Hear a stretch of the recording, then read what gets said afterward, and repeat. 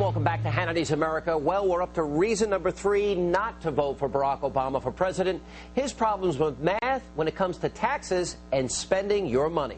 We're talking about Joe the plumber. The conversation I had with Joe the plumber. Joe the plumber. Joe the plumber. Joe the plumber. With over 26 mentions of his name, Joe the plumber became the star of the last presidential debate.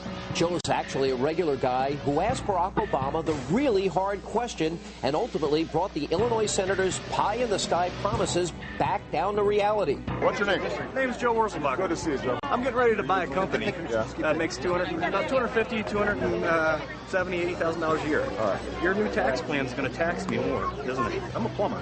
You know, I work, 10, 12 hours a day. If I buy another truck and add something else to it and, build the company, I'm getting taxed more and more. It's not that I want to punish your success. I just want to make sure that everybody who is behind you, that they've got a chance at success too. Everybody's so pinched that business is bad for everybody.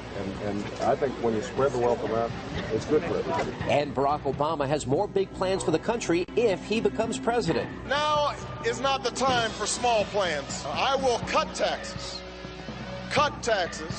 for 95% of all working families. And I'll invest $150 billion over the next decade in affordable, renewable sources of energy. I'll invest in early childhood education.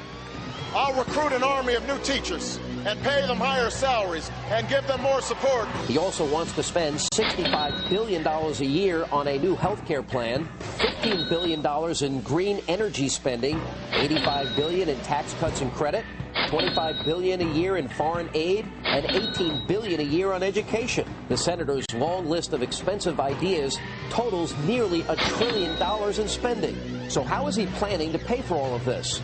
Obama says one way is to raise taxes on the highest earners and give tax breaks to the lowest. In other words, people who don't currently pay taxes will actually receive money, a check from the government, right after the government takes it from people who make more. Obama calls that, quote, spreading the wealth around. His plan gives away your tax dollars to those that don't pay taxes. That's not a tax cut.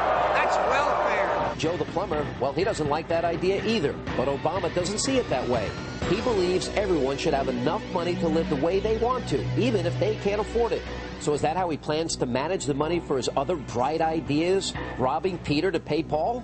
Some in the international community are already concerned about Obama's proposed policies and are preparing for the fallout.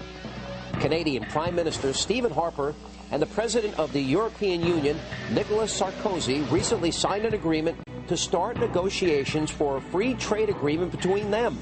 According to an editorial in the Wall Street Journal, Barack Obama's promise to unilaterally rewrite the North American Free Trade Agreement if Canada and Mexico won't go along with his ideas on labor and the environment has not gone unnoticed in Ottawa. If Canadians are going to have a tougher time selling their goods and their services south of the border, well, then who can blame them for looking east, across the Atlantic to Europe? So Obama wants to energize our economy by scaring off other nations from doing business with the U.S. and giving hardworking Americans no incentive to do better for themselves. Canada's nervous, the EU is wary, and Joe the plumber, well, he's not happy.